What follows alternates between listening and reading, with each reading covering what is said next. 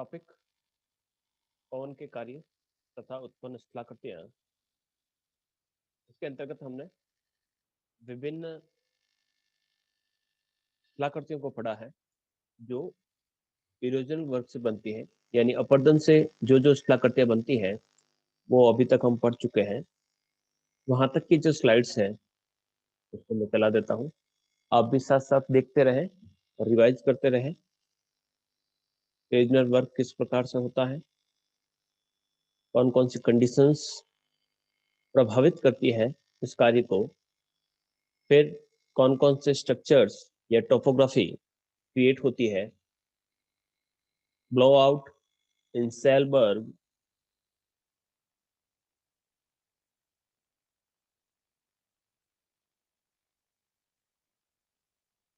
छत्रकशिला, mushroom rock या जिसे गारा भी कहा जाता है।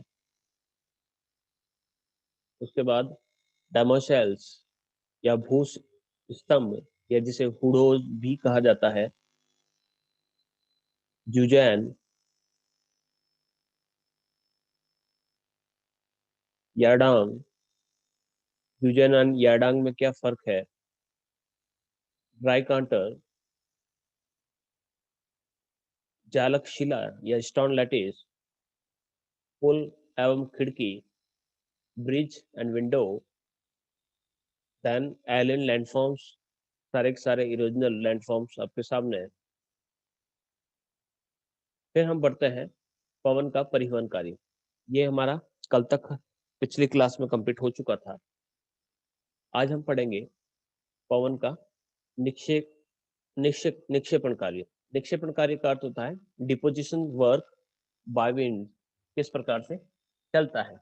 तो पवन न केवल उड़ाती है बल्कि वह डिपोजिट भी करती है। डिपोजिट किस प्रकार से करती है कि जो पदार्थ उसने इरोजन किए हैं, अपरदित किए हैं, उन पदार्थों को वो अपने साथ बहाकर लेकर जाएगी और किसी न किसी स्थान पर उसे वापस डिपोजिट करेगी। अब ये डिपोजिट का जो वर्क है वह कई बातों पर निर्भर करता है कि डिपॉजिट होगा। जैसे प्रकार से हमने नदी या रिवर्स का वर्क को पढ़ा था, तो उसके अंतर्गत हमने देखा कि जिस प्रकार से नदियां पहाड़ों से नीचे गिरती हैं और उतरते हुए वो पहाड़ों के ठीक नीचे की तरफ बड़े बड़े से कंकर पत्थरों को इकट्ठा करती है, जिसे हम भाबर कहते हैं। उसके बाद तराई, बांगड़, खादर, इस प्रकार से अलग अलग प्रकार के स्ट्रक्चर बनते हैं और फाइनली लास्ट में जब उसका माउथ होता है या ओशन से जब वो मिलने वाली होती है, तब वो लार्ज स्केल पर डिपॉजिट करती है। तब वहां पर वो डेल्टा क्रिएट करती है। तो वो डेल्टा कब क्रिएट होता है, जब पानी में, नदी में इतना पावर नहीं रहा है कि वह अपने साथ डेब्रिस या जो मलबा है या जो सेडिमेंट्स है उसको वो काफी आगे की तरफ मूव कर पाए। तो वो थक जाएगी, हार जाएगी, और जितना भी जो कचरा उसके साथ बह रहा है वो धीरे धीरे धीरे धीरे कह सकते हैं कि नीचे बैठ जाएगा। इसका एक उदाहरण और देखा जा सकता है। जब भी हमारे गांवों के आसपास में क्षेत्रों में जब नदी आती है, तो नदी आती है तो आप देखेंगे कि नदी का पानी जो रहता है काफी गंदा, मैला सा, कुचैला सा रहता है। जब 15-20 दिनों के बाद वो नदी एकदम बिल्कुल शांत हो जाती है, धीरे धीरे बहने लगती है, तो उसका पानी एकदम साफ हो जाता है। बिल्कुल भी कचरा नहीं दिखाई देता। पानी के अंदर से हम उसकी सतह को, उसके बेस को देख सकते हैं। ऐसा तब होता है जब उसमें से जितना भी जो उसका कचरा है वो नीचे की तरफ बैठ चुका है। तो उस समय की स्थिति में इस प्रकार की डिपोजिशन का वर्क होता है। तो पवन भी, या पवन का जो डिपोजिशन होता है वो किस प्रकार से प्रभावित करता है। तो तेज गति से, तीव्र वेग से यानी स्पीड से चलने वाली जो पवन है, उसका जो ट्रांसपोर्टेशन का जो पावर है वो काफी अधिक होगा। जो तेज गति से पवन चल रही है उसका ट्रांसपोर्टेशन का पावर अधिक होगा। जैसे कि हमने फूंक से किसी चीज को उड़ाते हैं, हम धीरे धीरे फूंक मारते हैं तो कुछ नहीं होता, लेकिन हमें तेज गति से अगर उस पर फूंक मारे तो आप देखेंगे कि जो कचरा है वो एकदम आसानी से उड़ गया। तो स्पीड जितनी अधिक होगी पवन की, उतनी ही तेज गति से ट्रांसपोर्टेशन होगा। फिर जैसे ही पवन के वेग में कमी आती, विंड की स्पीड जो है थोड़ी सी स्लो हो चुकी है, वैसे ही उसका परिवहन का सामर्थ्य घट जाएगा। इसी प्रकार से इसी चीज को हमने वहां पर रिवर का जो वर्क पढ़ा था उसके अंतर्गत हमने गिलबर्ट की छठी शक्ति का नियम देखा था कि किस प्रकार से हमने जो पानी है या जो नदी है उस नदी के वेग को, इसकी स्पीड को 2 गुना किया, तो उसकी जो डेब्रिस को ट्रांसपोर्टेशन करने का जो पावर था वो 64 यानी 64 गुना वो बढ़ चुका था। तो इस प्रकार से जैसे ही पवन की यहाँ पर थोड़ा सा अलग है, अलग का अर्थ है कि पवन के वेग में जैसे ही कमी रहेगी, जैसे कि पानी की स्पीड में कमी रहेगी तो उसका परिवहन ट्रांसपोर्टेशन का पावर कम होगा, वैसे ही यहां पर भी आप देखेंगे कि जैसे ही पानी या हवा के वेग में कमी आती है उसका ट्रांसपोर्टेशन का पावर कम हो जाएगा, और उसी समय उसके साथ जो बहने वाला जो भारी भारी जो पदार्थ होंगे वो नीचे की तरफ बैठने लगे, वो नीचे की तरफ जमने लगेंगे, उसके आधार पर बैठने लगेंगे। इसके अलावा निक्षेपण के लिए, डिपोजिशन के लिए पवन के मार्ग में अवरोध होना आवश्यक है। हवा तेज गति से बह रही है, बहुत तेज गति से बह रही है, अगर बीच में किसी प्रकार की दीवार आ गई तो उसका सारा का सारा डिपोजिट यहाँ पर जमा हो जाएगा। हवा तो इसके ऊपर से पार कर लेगी, लेकिन उसके साथ का जो डिपोजिट होगा वो यहाँ पर हो जाएगा। ये दीवार भी हो सकती है, ये कोई झाड़ी हो सकती है, ये कोई पेड़ हो सकता है, ये कुछ ही किसी भी प्रकार का अवरोध हो सकता है। तो इस प्रकार से अवरोध यानी उसके अंदर बैरियर आएगा आगे, तो बैरियर आने के कारण डिपोजिशन वर्क होगा। पवन मार्ग में अवरोध बनी झाड़ियां, जो छोटी छोटी सी झाड़ियां हैं, दलदल, नदियां, जलाशय, दीवार आदि से उपस्थित हो जाते। बीच में कोई दलदल आ गया। अब दलदल, नदी, जलाशय किस प्रकार से है कि हवा अपने साथ कचरे को बहा रही है, तो वो जो कचरा है वो लुढ़क कर जा रहा है, कुछ सस्पेंशन करते हुए चल रहा है, कुछ सॉल्टेशन के कारण ऊपर नीचे होते हुए चल रहा है। तो इस प्रकार की प्रोसेस, बीच में आ गई नदी, तो नदी में ये लुढ़क कर क्या हो जाएंगे, पानी के अंदर घुस जाएंगे, तो यहाँ पर उसका डिपोजिट यहीं पर हो जाएगा। तो कहने का अर्थ है कि अगर उसके बीच में कोई नदी आ गई, कोई दलदल आ गया, कोई झाड़ी आ गई, कोई पानी का तालाब आ गया, कोई दीवार आ गई, तो वहां पर डिपोजिट का वर्क होगा। पवन के वेग के कम हो जाने के कारण पदार्थों का विभिन्न रूपों में निक्षेप होने लगता है, वो अलग अलग प्रकार से अलग अलग शेप में वहां पर डिपोजिट होता है। और इस प्रकार के जो डिपोजिशन होते हैं उसमें सबसे इंपॉर्टेंट है सैंड ड्यून्स, बालू का स्तूप, जिसे धरियन या धोरे के नाम से कहा जाता है। रेत का पहाड़ जो होता है उसे हम धोरे कहते हैं। जैसे कि आप एक चित्र के माध्यम से देख रहे होंगे कि जिस प्रकार से ये रेत के गुण है, यहाँ से ये इस प्रकार से उछलते हुए चल रहे हैं हवा की दिशा के साथ। और यहाँ पर ये इसका बेस है, ये यहाँ पर इसका बेस है। इस बेस के ऊपर जितना भी आप ऊंचा उठा हुआ जो भाग देख रहे हैं वो सारा का सारा इसका डिपोजिट, ये इसका डिपोजिशन हुआ। अब डिपोजिशन किस प्रकार से हुआ, तो आप देखेंगे कि जिस तरफ से पवन जारी है उस तरफ का जो ढाल है काफी स्लो है, जिस तरफ से पवन आ रही है उस तरफ का ढाल काफी स्लो है। जैसे जैसे हम एक पुल पर गाड़ी चढ़ाते हैं तो उस प्रकार से स्लोली स्लोली पवन ऊपर चढ़ रही है, और यहाँ पर लास्ट जब उसका पीक आएगा उससे बहुत काफी स्पीड से पवन नीचे जाएगी, तो इसे स्लिप फेस कहेंगे। ठीक है, तो इसी प्रकार से जो सैंड का जो डिपोजिशन है वो इस प्रकार से यहाँ पर हो रहा है। ठीक है, यहाँ पर क्यों हो रहा है, क्यों यहाँ पर तेज गति से बह रही है हवा, तेज गति, और यहाँ पर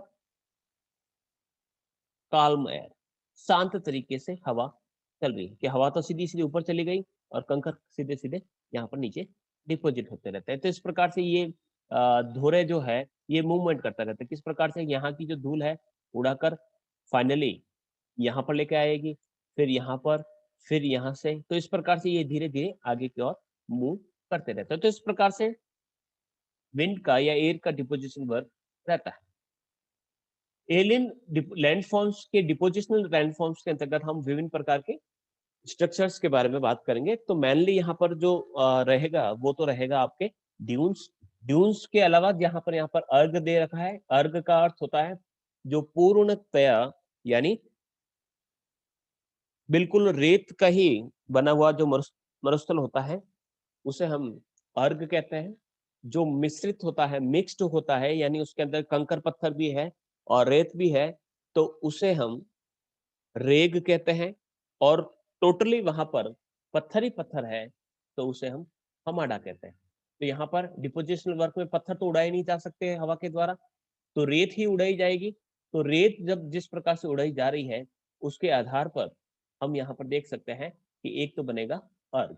ठीक है, अर्ग को हम पहले से समझ चुके हैं कि इस प्रकार के स्ट्रक्चर जिसके अंतर्गत रेत ही रेत हो तो उसे हम अर्ग कहते हैं। इसी प्रकार से कुछ ऊर्मिकाएं रिपल मार्क आपको देखने को मिलेगी। तो ये रिपल मार्क आपको किसी मरुस्थलीय क्षेत्र में तो देखने को मिलेगी ही, इसके साथ ही आप इस प्रकार के रिपल मार्क जो रिवर का जो या किसी ओशन का जो कोस्ट है वहां पर आप इस प्रकार के रिपल मार्क देखने को मिलेंगे। ये भी इसका डिपोजिशनल वर्क है।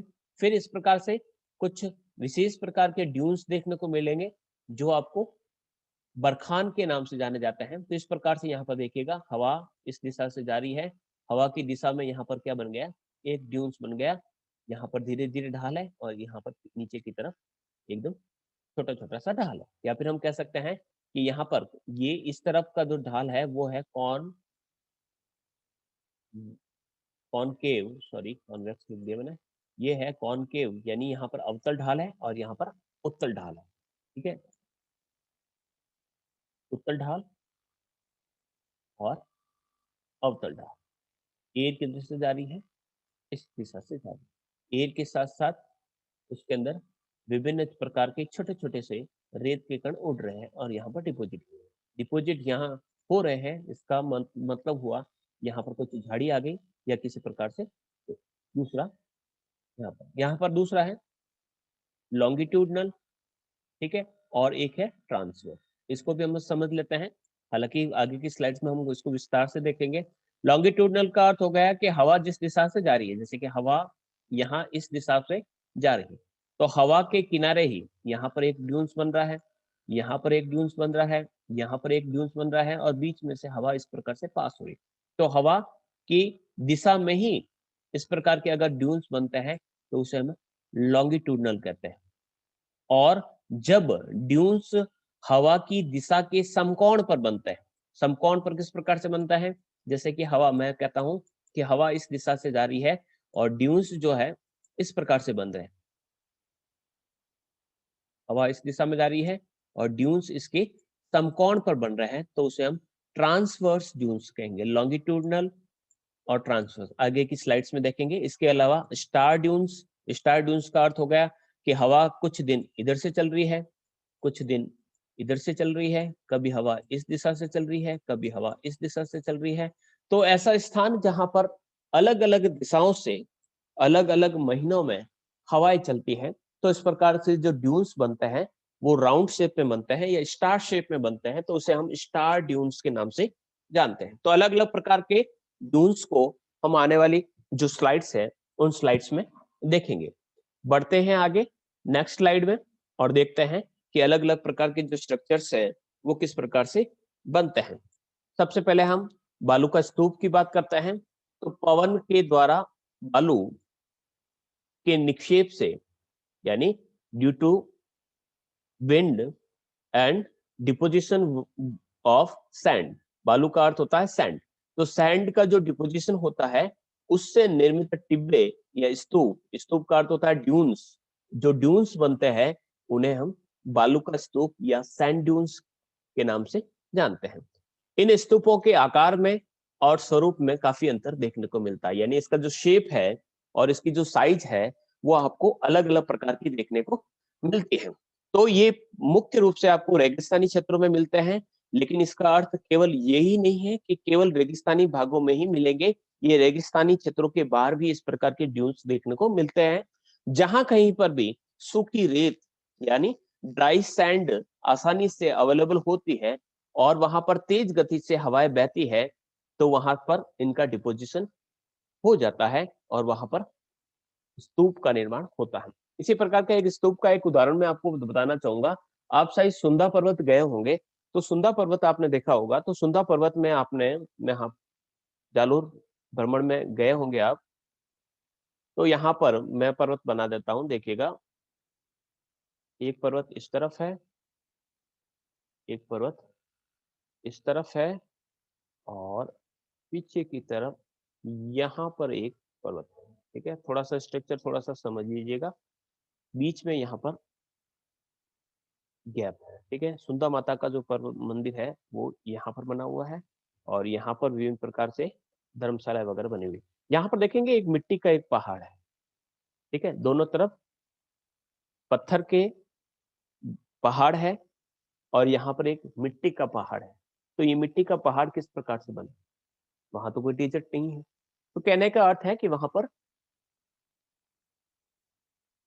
विंड ने डिपोजिशन किया है, किसी प्रकार से सैंड को वहां पर लाकर जमा कर दिया। तो इस प्रकार के जो स्तूप है या जो ड्यून्स है, वो शुष्क यानी ड्राई क्षेत्रों में भी बन सकते हैं, और सेमी ड्राइड जो रीजन होते हैं वहां पर भी बन सकते हैं। जो कोस्टल रीजन होते हैं वहां पर भी बन सकते हैं। झीलों के रेतीले टीलों पर कोई लेक्स हैं, और लेक्स के आसपास भी बन सकते हैं। और इसके अलावा जो रेतीले क्षेत्रों से बहने वाली छोटी छोटी सी जो सरिता है, यानी जो स्ट्रीम्स है, उनके द्वारा भी इसी प्रकार के ड्यून्स बन जाते हैं। तो स्तूप के जो आकार होते हैं, स्वरूप तथा आकार में काफी अंतर देखने को मिलता है। ये राउंड शेप में भी हो सकते हैं, नए चांद के समान भी हो सकते हैं, या फिर इसी प्रकार से बिखरे हुए भी हो सकते हैं। ये अलग अलग प्रकार के ड्यून्स देखने को मिलते हैं। ड्यून्स की विशेषताओं के अंतर्गत और पढ़ते हैं कि स्तूप की जो लंबाई और ऊंचाई काफी अलग होती है। कुछ मीटर से लेकर 20 मीटर तक, 20 मीटर यानी लगभग 3.25 फीट के आसपास का 1 मीटर होता है। तो 20 मीटर तक ऊंचे भी पाए जा सकते हैं, और काफी सैकड़ों 100-200 मीटर तक भी ऊंचे देखने को मिल सकते हैं। और कहीं कहीं तो ऐसे स्तूप देखने को मिलते हैं जो 56 किलोमीटर लंबे भी हमें देखने को मिलते हैं। जो स्तूप होते हैं उनके दोनों तरफ के ढालों में काफी अंतर होता है। अंतर होने का अर्थ होता है कि एक जो आपका विंडवर्ड है, और एक जो लीफवर्ड जो इलाका है, दोनों ही जो कह सकते हैं कि जो स्तूप के जो दोनों ही भाग है, वो कह सकते हैं कि पवनानुवर्ती भी हो सकता है, और पवन के विपरीत दिशा में भी हो सकता है। या फिर हम इस प्रकार से कह सकते हैं कि पवन के सामने वाला ढाल आपके ट्रांसवर्स भी हो सकता है, या कॉनकेव भी हो सकता है, या कॉन्वेक्स भी हो सकता है। उत्तल या अवतल दोनों ही प्रकार के ढाल देखने को मिलते हैं। तो इनके जो स्तूप होते हैं उनके पवन मुखी जो ढाल होता है, यानी पवन के ठीक सामने वाला जो ढाल होता है, वह काफी मंद होता है और हल्का होता है। किस प्रकार से कि पवन जिस दिशा से आ रही है, उस दिशा का जो ढाल है वो काफी मंद है, परंतु पवन विमुखी ढाल यानी जो इसके ठीक पीछे वाला जो ढाल होता है वो काफी तीव्र होता है। यानी ये इस प्रकार से बनता है। तो ये जो ढाल है, ये ढाल किस प्रकार से ऑनवर्ड ढाल जो होता है, वो ढाल काफी मंद एवं हल्का होता है। ढाल काफी मंद एवं हल्का है, लेकिन पीछे वाला जो ढाल है वो काफी तेज। यहाँ पर देखेंगे काफी ढाल वाला क्षेत्र रहेगा। तो धोरे के ठीक एक ऊपर की तरफ चढ़ेंगे तो आपको धीरे धीरे ऊपर चढ़ जाएंगे, लेकिन उसके ठीक दूसरी तरफ आप देखेंगे कि वहां पर मंद ढाल है। तो जिस दिशा से आप ऊपर चढ़ रहे हैं, इसका मतलब हो गया रेत भी उसी दिशा में ऊपर की ओर चढ़ी है। तो रेगिस्तानी क्षेत्रों में थार के मरुस्थल के अंतर्गत भी विभिन्न प्रकार के स्तूप देखने को मिलते हैं। बालू का स्तूप, जिसमें आपको ट्रांसवर्स बालू का स्तूप यानी अनुप्रस्थ बालू का स्तूप क्या होते हैं, आगे की स्लाइड में देखेंगे। यहाँ पर केवल मैं इतना नाम का जिक्र कर रहा हूँ। बाड़मेर, जैसलमेर, गंगानगर, सुजानगढ़, रतनगढ़, डूंगरपुर, डूंगरगढ़ वाले क्षेत्रों में इस प्रकार के स्तूप देखने को मिलेंगे। इसी में से जो बरखान नाम की जो स्तूप है, वो जैसलमेर के पोखरण के चट्टानी मरुस्थल के अंतर्गत हमें देखने को मिल सकते हैं। तो इस प्रकार से जो स्तूप है हमें अलग अलग क्षेत्रों में अलग अलग प्रकार के देखने को मिल सकते हैं। तो इसके अलावा कुछ ऐसे, जैसे कि बरखान को हमने कहा कि जैसलमेर पोखरण के क्षेत्रों में देखने को मिलेंगे। इसी प्रकार से जो अनुधेर्य यानी जो आपके लॉन्गिट्यूडनल जो स्तूप है, या रैखिक जो स्तूप है, जो पवन की दिशा के अनुरूप बनते हैं, वह आपको मोहनगढ़ क्षेत्र जो जैसलमेर का है, गंगानगर, सूरतगढ़ के क्षेत्रों में देखने को मिलता है। अब ये किस प्रकार के बनते हैं, तो एकदम काफी सामान्य प्रक्रिया होती है कि पवन द्वारा लाई गई रेत जैसे जैसे धीरे धीरे डिपॉजिट होती रहती है, और डिपॉजिट होने के बाद ये जो रेत है धीरे धीरे जम जाती है और जमने के बाद ये एक टीले की शक्ल में, एक ढेर के रूप में इसका जमा होता रहता है। तो इस प्रकार से जो ढेर होता है वो धीरे धीरे खुद एक बैरियर के रूप में वर्क करता है और पीछे आने वाली रेत को वहीं पर रोकता है। तो धीरे धीरे रेत का जमाव होता रहता है, रेत के ढेर बढ़कर एक स्तूप का रूप धारण कर लेते हैं। लेकिन ये जो स्तूप होते हैं वो एक स्थान पर नहीं होते हैं, वह आगे की तरफ मूव करते हैं। तो मोबाइल लैंडफॉर्म्स के रूप में इसे जाना जा सकता है। मोबाइल लैंडफॉर्म्स का अर्थ होता है कि ये वायु की दिशा के अंतर्गत बालू का स्तूपों का पलायन होता है। Migration of sand dunes, migration of sand dunes का अर्थ इस प्रकार से होगा, जैसे कि हमने कहा कि सबसे पहले ये स्तूप बना यहाँ पर, ठीक है। अब जो पवन है उसने ये स्तूप फर्स्ट स्टेज में बनाया, ठीक है। अब ये हवा है, ये उड़ाकर पवन क्या कर रही है, आगे की तरफ ले जा रही है। तो दूसरी स्थिति में क्या होगा कि ये जो है यहाँ पर एक स्तूप बनेगा, ठीक है। और तीसरी स्थिति में आप देखेंगे कि यही स्तूप जो है ये पहुंच गया कहाँ पर, यहाँ पर। तो ये मूवमेंट हो रही है, यानी यहाँ से स्टार्टिंग पॉइंट जो था वो पहुंच गया यहाँ पर, ठीक है। ये स्टार्टिंग पॉइंट था, ये पहुंच गया यहाँ पर। तो यहाँ पर इस प्रकार से first stage, second stage, third stage. तो स्तूप जो है, या फिर हम कह सकते हैं कि जो ड्यून्स है वो ड्यून्स इस प्रकार से धीरे धीरे आगे की तरफ मूव हो रहा है। और आगे की तरफ मूव होने की जो प्रोसेस होती है तो इसे मार्च ऑफ ड्यून्स, मार्च, जिस प्रकार से सेना आगे बढ़ती है तो उसी प्रकार से रेगिस्तान के क्षेत्र के अंतर्गत में इसे माइग्रेशन ऑफ सैंड ड्यून्स या मार्च ऑफ सैंड ड्यून्स के नाम से भी जाना जाता है। तो इस प्रकार से आगे बढ़ते रहते हैं। अब बात करते हैं कि जो सैंड ड्यून्स होते हैं वो किस प्रकार से बनते हैं, तो बनने के लिए क्या क्या कंडीशंस है। तो सबसे पहले तो रेत काफी अधिक होनी चाहिए, फिर जो हवा है वो काफी तेज गति से बहनी चाहिए, फिर हवा के मार्ग में यानी पवन जो रेत को उड़ा रही है तो उसके सामने कोई न कोई बैरियर होना चाहिए, बिना बैरियर के डिपॉजिट नहीं होगा। फिर उसके बाद रेत का जो जमाव होता है और स्तूपा निर्माण के लिए वहां पर एक काफी अच्छी, या फिर कह सकते हैं कि बहुत बड़ी जगह का होना आवश्यक है। तो इस प्रकार के जो सिचुएशन जहां पर मिलेगी तो वहां पर सैंड ड्यून्स बनेगा। तो सबसे पहले क्या होगा, धीरे धीरे जो रेत है वो यहाँ पर जमने लगेगी। रेत जो होगी वो जमने लगेगी धीरे धीरे, सामान्य रूप से। धीरे धीरे रेत के जमे रहने से वहां पर छोटे छोटे स्तूपों का या ड्यून्स का निर्माण होगा, ठीक है। फिर उसके बाद रेत की मात्रा बढ़ती रहेगी। अगर तेज गति से हवा बह रही है तो उसके साथ बहने वाली रेत की मात्रा भी अधिक होगी।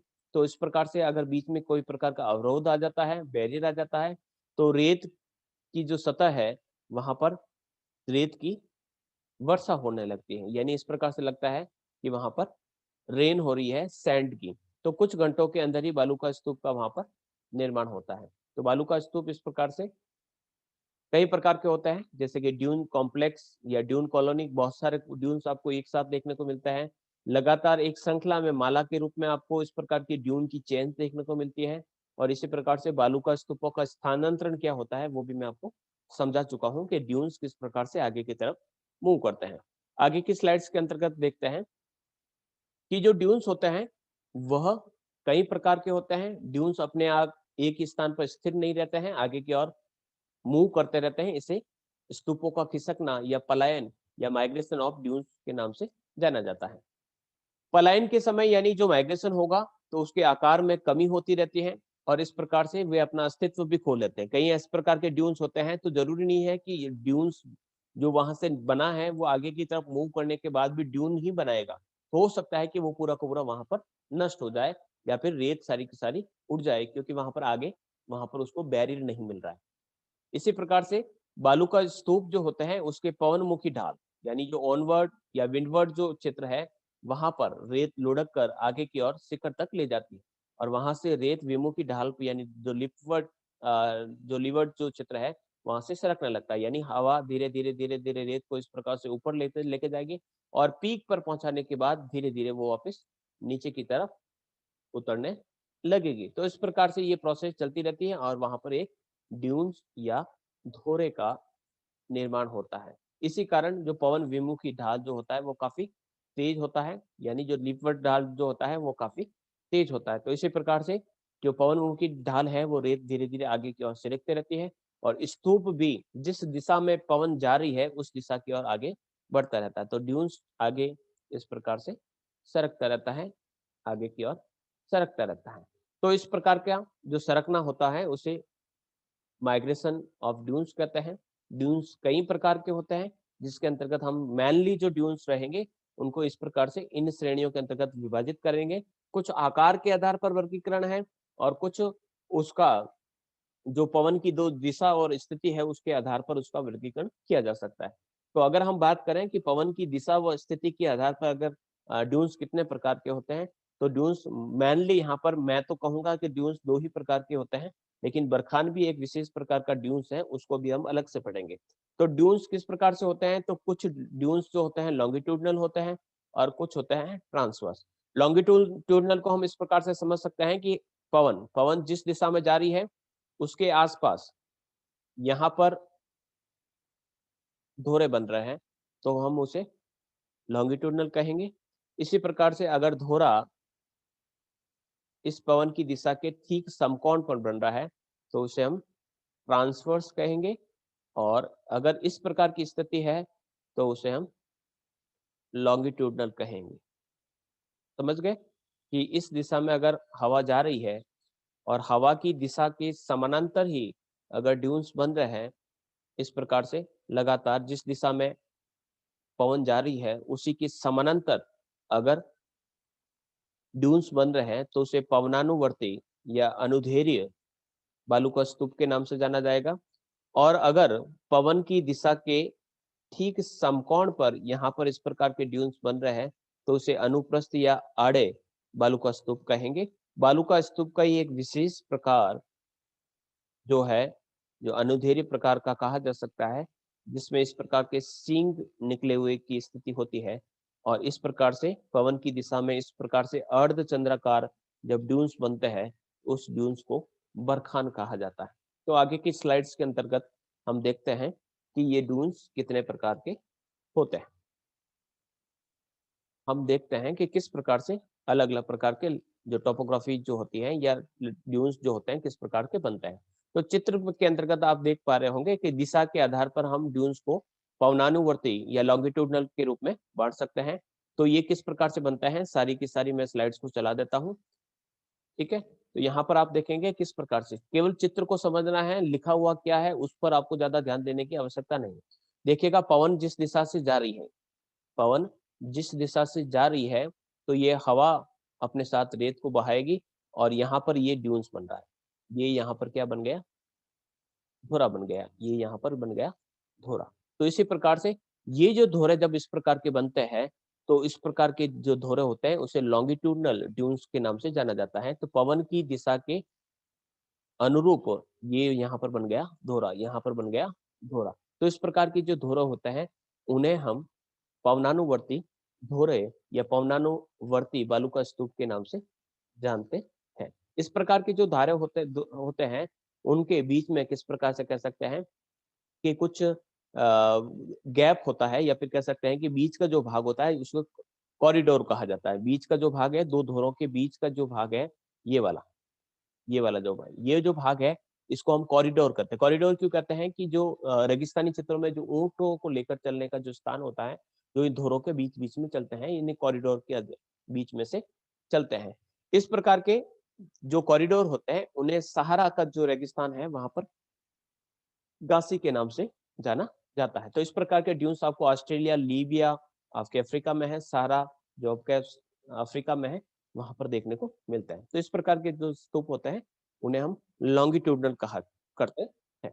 इस प्रकार के लॉन्गिट्यूडनल ड्यून्स जो बनेंगे ये काफी बड़े बड़े ड्यून्स है। तो यहाँ पर देखिएगा इसके बीच में से हवा जो है वो पास आउट होती है, और दोनों तरफ यहाँ पर ड्यून्स बन जाते हैं। तो ड्यून्स के बीच में से आपके छोटे छोटे से देखिएगा झाड़ियां भी बनी हुई है, और इसमें से जो रेगिस्तानी क्षेत्रों में ऊंट पालक है अपने ऊंटों को इस प्रकार से लेके जाता है। इन्हें कॉरिडोर कहा जाता है, और सहारा में से गासी के नाम से जाना जाता है। इसी प्रकार से नेक्स्ट जो बालू का स्तूप का प्रकार है उसे अनुप्रस्थ या ट्रांसवर्स कहते हैं। अब ट्रांसवर्स किस प्रकार से कहा जाता है, देखिएगा विंड की जो डायरेक्शन है विंड की डायरेक्शन के ठीक समकोण पर, इधर बन रहा है और इधर बन रहा है, विंड यहाँ से पास आउट हो रही है। तो इस प्रकार के जो ड्यून्स बनते हैं उनको हम क्या कहते हैं, ट्रांसवर्स कहते हैं। अब ट्रांसवर्स में भी देखिएगा यहाँ पर इसका जो ढाल है आपका, जो पवन की दिशा का, तो वो थोड़ा सा कह सकते हैं कि स्लोली ढाल है, और इसके ठीक दूसरी तरफ आपका ढाल जो रहेगा काफी तीव्र रहेगा। तो इस प्रकार के ड्यून्स जो होते हैं वो आपको रेगिस्तानी में क्षेत्रों में देखने को मिलेंगे, और सागरीय तटों के क्षेत्रों में आपको इस प्रकार के ट्रांसवर्स ड्यून्स देखने को मिलेंगे। ठीक है, तो इस प्रकार के प्रचलित यानी प्रिवेलिंग जो विंड्स है उसके समकोण पर इस प्रकार के ड्यून्स बनते हैं। यहाँ पर देख सकते हैं कि प्रिवेलिंग विंड्स किस प्रकार से चल रही है, एयर का फ्लो। ठीक है, तो यहाँ पर ये विंडवर्ड स्लोप है और ये स्लिप फेस है। ठीक है, तो स्लिप फेस आपका थोड़ा सा स्पीडी है, या फिर कह सकते हैं कि काफी तेज ढाल वाला है, और यहाँ पर काफी स्लोली ढाल है। तो यहाँ पर पवन जो है इस दिशा में जा रही है, और उसके ठीक इस दिशा में और इस दिशा में जब ड्यून्स बनता है तो उसे ट्रांसवर्स ड्यून्स के नाम से जाना जाता है। इसी प्रकार से नेक्स्ट है बरखान। बरखान किस प्रकार से है, तो आप देखिएगा कि जिस दिशा से प्रिवेलिंग विंड, जो एरो है वो प्रिवेलिंग विंड्स को दिखा रहे हैं, तो विंड्स के दोनों तरफ कह सकते हैं इस प्रकार से अर्धचंद्राकार रूप में जब धोरे बनते हैं तो उसे हम बरखान कहते हैं। तो इसके दो सिंग होते हैं, एक ये सिंग है, एक ये सिंग है। ये सिंग जो होता है यानी ये हॉर्न जो है, ये शो करता है कि जो एयर की डायरेक्शन किस प्रकार से है। तो दोनों ही दिशा में इसको आपको इस प्रकार से मूवमेंट ऑफ सैंड ड्यून्स ये आगे की ओर बढ़ते रहते हैं, और रेगिस्तान के विस्तार में सबसे ज्यादा योगदान इसी प्रकार के ड्यून्स का रहता है, क्योंकि ये काफी मूवमेंट होते हैं। ये ढाल काफी स्लो होता है, लेकिन इस तरफ का जो ढाल होता है काफी तेज होता है। इन्हें हम बरखान के नाम से जानते हैं, बरखान या बरचान के नाम से जाना जाता है। अर्धचंद्राकार या नवचंद्राकार रूप में ये देखने को मिलते हैं। ये प्रचलित पवन की अनुप्रस्थ दिशा में यानी समकोण पर बनते हैं। इसका अर्थ क्या हुआ, ये लॉन्गिट्यूडनल नहीं है, ये ट्रांसवर्स टाइप के ड्यून्स है। इनका पवनानुवर्ती यानी जो पवन के सामने वाला ढाल है वो उत्तल, और पवन के ठीक विपरीत पवन विमुखी जो ढाल होता है वो अवतल होता है। यहाँ पर देखिएगा इस तरफ आपके कॉन्वेक्स ढाल है, और यहाँ पर सॉरी कॉनकेव ढाल है, और यहाँ पर कॉन्वेक्स ढाल है। तो यहाँ पर उत्तल ढाल देखने को मिलेगा, यहाँ पर आपको अवतल ढाल देखने को मिलेगा। इसी प्रकार से दो सिंग निकलते रहते हैं, जो हॉर्न्स जो होते हैं वो नजर आते हैं, और वो दिखाते हैं कि पवन किस दिशा में चल रही है। बीच में काफी ऊंचे होते हैं। उस समय होता है जब रेत की आपूर्ति या पवन वेग में दोनों सामान्य हो, बीच में कोई किसी प्रकार की रुकावट आ जाती है, तो इस प्रकार से आपके बरखान बनते हैं। ये श्रृंखला में बनते हैं, और श्रृंखलाएं पवन की दिशा में होती है, यानी यहाँ पर एक है तो यहाँ पर एक और मिलेगा, ठीक इसके बाजू में आपको एक और मिलेगा। इस प्रकार से श्रृंखला में पाए जाते हैं। तो यहाँ पर एयर फ्लो, और एयर फ्लो के ठीक दोनों तरफ देखेंगे ये सिंग निकला हुआ, ये यहाँ पर सिंग निकला हुआ, और यहाँ पर सिंग निकला हुआ। यहाँ पर काफी धीमा ढाल है, यहाँ पर तेज ढाल है, यानी यहाँ पर कॉनकेव देखने को मिलेगा, यहाँ पर कॉन्वेक्स प्रकार का ढाल देखने को मिलेगा। तो इस प्रकार के जो हॉर्न जो होते हैं वो इस प्रकार के ड्यून्स के अंतर्गत देखने को मिलते हैं। उन्हें बरखान या बरचान के नाम से जाना जाता है। कुछ पैराबोलिक होते हैं। तो पैराबोलिक क्या होता है, पैराबोलिक का अर्थ होता है, पैराबोला का अर्थ होता है इस प्रकार का कर्व शेप जो होता है उसे हम पैराबोला कहते हैं। तो समुद्र तटीय भागों में जहां पर वनस्पति का अभाव होता है और वहां पर ब्लो आउट देखने को मिलता है, जैसे कि ब्लो आउट है तो यहाँ से हवा आएगी, और यहाँ पर देखिएगा यहाँ पर ये ड्यून्स बन गए। तो इस प्रकार के ड्यून्स जो बनते हैं उन्हें पैराबोलिक ड्यून्स कहते हैं। यहाँ पर देखिएगा समुद्र के ठीक पास में यहाँ पर रेत का जमाव है, ये इस प्रकार से हवा ऊपर की तरफ जा रही है, तो यहाँ पर क्या बन गया, एक ड्यून्स बन गया। तो इस प्रकार के जो ड्यून्स होते हैं, और ड्यून्स के ठीक सामने वाला देखिएगा यहाँ पर आपको रेत की रेत दिख रही है, लेकिन इसके ठीक दूसरी तरफ आपको थोड़ी सी वनस्पति देखने को मिल सकती है, जैसे कि यहाँ पर भी आप देख सकते हैं वेजिटेशन मिल रही है, लेकिन यहाँ पर ढाल जो है इस प्रकार का देखने को मिलता है। तो इस प्रकार से आपको पैराबोलिक देखने को मिलेंगे। तो पैराबोलिक किस प्रकार से बनते हैं, तो आप इस चित्र के माध्यम से देख सकते हैं। तो पैराबोलिक ड्यून्स इस प्रकार के देखने को मिलते हैं। पैराबोलिक ठीक अलग प्रकार के, जैसे कि बरखान से ठीक विपरीत होते हैं। बरखान में जो होते हैं, जो हॉर्न जो होते हैं वो यहाँ पर देखिए अपविंड होता है, यानी पवन जिस दिशा से आ रही है उस दिशा में यहाँ पर इसके सिंग है। और बरखान में ठीक उल्टा होता है, बरखान में जो सिंग होते हैं, पवन जिस दिशा में जा रही है उस दिशा में सिंग होता है। यहाँ पर ये बरखान में इस प्रकार की स्थिति होती है। लेकिन यहाँ पर देखिएगा जो स्थिति किस प्रकार की है कि दोनों ही जो हॉर्न है वो पवन की दिशा में बने हुए। तो इस प्रकार से पैराबोलिक इस प्रकार से आपके बनते हैं। नेक्स्ट स्टार ड्यून, जब हवा कई दिशाओं से चलती है तो इस प्रकार से स्टार ड्यून बनता है। फिर सीप, इस प्रकार के लॉन्गिट्यूडनल ड्यून्स होते हैं। रिपल मार्क्स आप देख सकते हैं किस प्रकार से, इस प्रकार से रिपल मार्क। ठीक है, क्लास खत्म हो जाएगी, पूरी नहीं हो पाएगी तो बचेगा, मैं आपको बाद में बता दूंगा। अभी आप सारी की सारी स्लाइड्स को देख लेंगे।